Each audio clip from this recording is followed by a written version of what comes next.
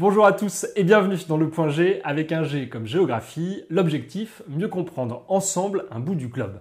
Pour ce nouveau numéro, je suis allé à la Cité de l'Architecture à Paris visiter l'exposition Habiter le campement.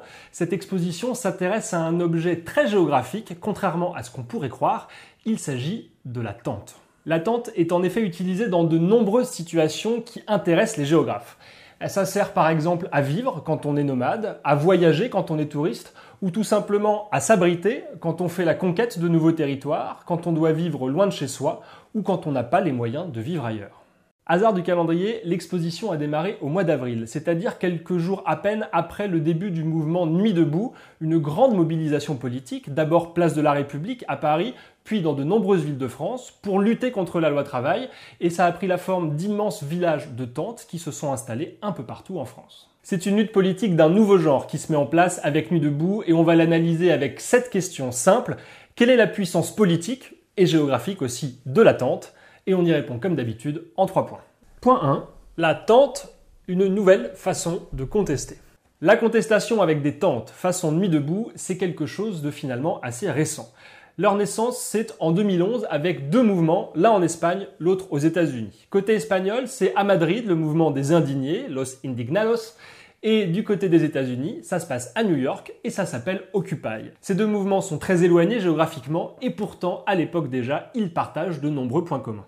Le premier point commun, c'est leur ennemi. Leur ennemi, c'est la finance, c'est aussi la politique, bref, c'est le système, tout ce qui creuse des inégalités importantes dans la société. D'ailleurs, du côté d'Occupy, à New York, le slogan principal de la mobilisation, c'était « We are the 95%, nous sommes les 99%, c'est-à-dire la majorité de la population qui subirait les excès des 1% restants. Et cela nous amène directement au deuxième point commun, le choix du lieu. Souvent, c'est une place au centre d'une grande ville.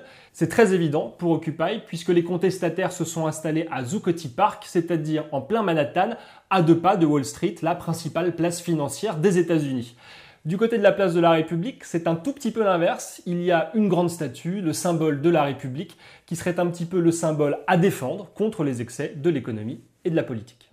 Autre élément important, symboliquement, les contestataires plantent leur tente. Ils s'arrêtent donc en plein milieu de la ville. Alors que d'habitude, dans une ville, on se déplace, on circule, mais là, ils disent stop, ils imposent donc un ordre spatial différent, de même qu'ils espèrent imposer de nouvelles règles plus justes à la société. Reste à savoir maintenant comment ça marche à l'intérieur.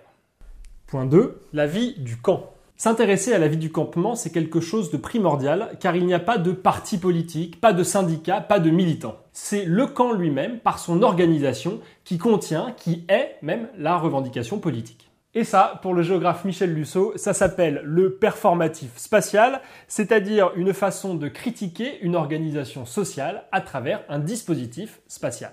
Et le point important, c'est qu'on fait les choses en commun. Il n'y a pas l'attente du chef qui décide de tout et qui organise tout. Au contraire, on collabore dans le camp, c'est ce qu'on appelle le communisme spatial. On partage les repas, on partage les idées avec des débats en plein air, on les partage même au-delà du campement, puisqu'il y a des tentes qui sont dédiées à Internet, aux réseaux sociaux, aux médias, afin de diffuser les idées et d'obtenir en retour un soutien populaire. Alors pourquoi cette obsession de tout faire en commun dans un lieu partagé ? La raison est simple, les membres de Nuit debout critiquent le système représentatif, qui veut qu'une fois qu'on est élu, on se coupe de ce qu'on représente, on se coupe aussi parfois de ses convictions. Ici, il y a donc un remède simple, si on fait tout en commun, il n'y a pas de représentants et donc on évite le problème. Et puis, il y a une référence importante. L'Agora d'Athènes, berceau de la démocratie, ce lieu où tous les citoyens participaient à la vie politique directement et peut-être aussi plus efficacement. Mais alors, Nuit debout n'est-elle qu'un mouvement idéaliste ? On peut se poser la question.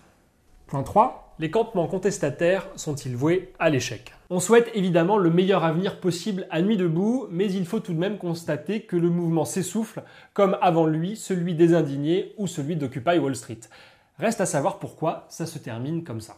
L'une des explications, c'est que comme le mot d'ordre est très large, il n'y a pas d'ancrage politique net dans ces mouvements. Si on prend le cas d'Occupy, il y avait dans les campements aussi bien des anarchistes que des militants anti-CIA, qui étaient par ailleurs souvent des hippies, que des gens qui défendaient l'idée d'une théorie du complot au moment du 11 septembre et qui réclamaient une nouvelle enquête.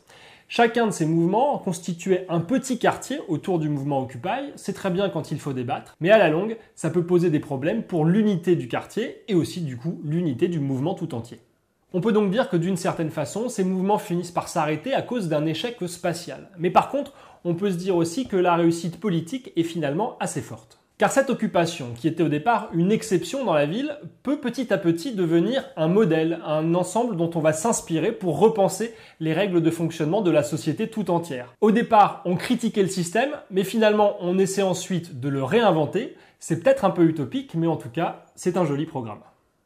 Alors évidemment, pour ce qui est de Nuit debout en particulier, le recul manque pour fournir des analyses précises. Par contre, le mouvement Occupy a été très bien étudié par des géographes et notamment Michel Lusso, à qui j'ai piqué ici quelques idées et dont je mets des liens vers quelques articles sous la vidéo. Où que vous alliez planter votre tente cet été, je vous souhaite d'excellentes vacances et je vous retrouve à la rentrée pour de nouveaux numéros du Point Géographie. Salut!